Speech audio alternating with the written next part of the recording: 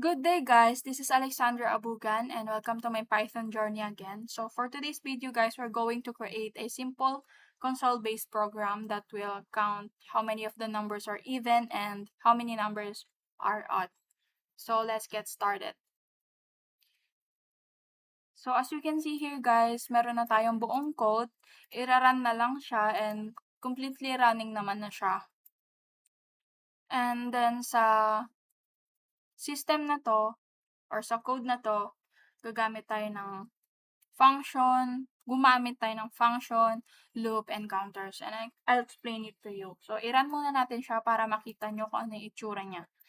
So, basically, like what I've said earlier, binibilang niya lang kung ilang even number at ilang odd number yung in-input ni user. Since ang range nito is from 1 to 5 lang.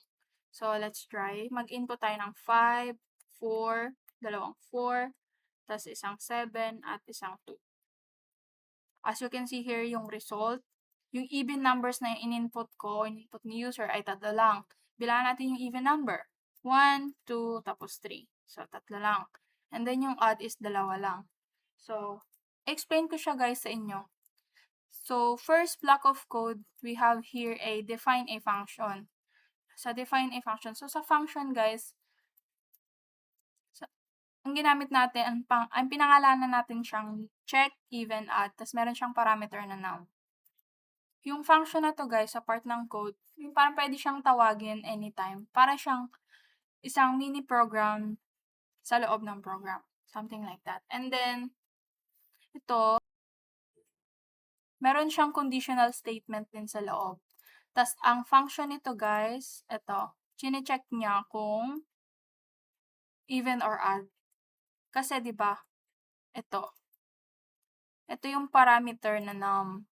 Kung yung in-input ni user is 5 at dinivide siya sa 2, 5 divided by 2 is 2, di ba? May remainder siyang isa.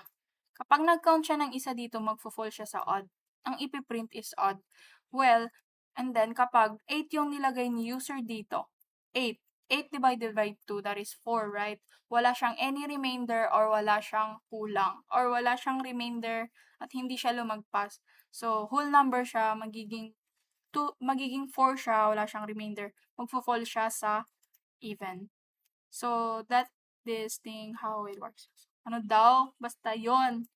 So, kasi why modulus, guys? So, anyways, itong percentage guys, percent sign, ang tawag dyan is modulus. So, yung ginagawa niya talaga, kinukuha niya yung remainder or yung tira na dinidivide mo dito sa 2. Kagaya na in-explain ko lang. Gets? Okay. And then, yung pangalawa, counters. We have here counters. So, yung sa counters naman, ginawa na natin siyang 0 kasi nag-start pa lang naman tayong magbilang. So, hindi naman fix yung numbers na in-input ni user. Kaya kailangan natin ng counters para i-check or i-track kung ilang even or ilang odd yung umuulit sa loop. Okay? And then, we have here the for loop. Loop for input. So, we have here for I in range, 1 to 6, and I'll explain it to you bakit siya 1 to 6. Eh, yung nakita natin kanina dito sa niran natin, 5 beses lang siyang inulit. Diba? Yan. Yan, 5 beses lang siya, diba? I'll explain it to you kung bakit 6 yung nandito sa range natin. Okay. So, sa Python kasi guys, yung Python uses a counting system called range. Ito siya. And lagi siyang nag-i-start sa first number and stop before the second number. So, basically, kapag gumamit ka ng range sa Python, meron siyang tinatawag na start tsaka stop. So, yung start kasi guys, so ito yung unang number na kung saan kasama siya sa bilang. And then, we have here the stop.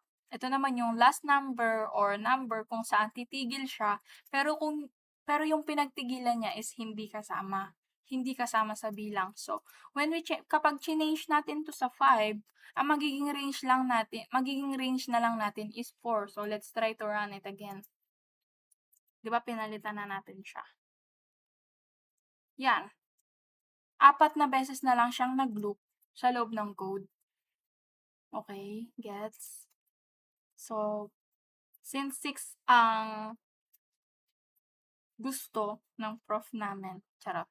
So, ito yon yung number na in-input mo. Gumamit tayo dito ng function na integer, then input kasi nga nag-input si user. And we also have here a formatted string ulit. Kaya tayo gumamit ng formatted string instead na normal string lang na enter number kasi naglagay pa tayo ng another expression guys sa loob ng string. Okay? So, ito yung I. Kinall out niya lang ito.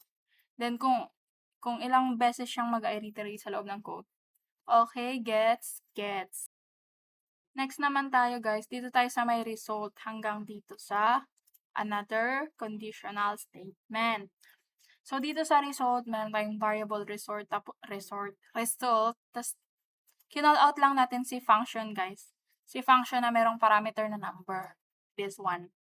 Kasi, dito sa conditional statement sa baba, kung yung result, if the result is equals to even, magka-count pa siya ng isa. Kaya meron tayong another dito na variable.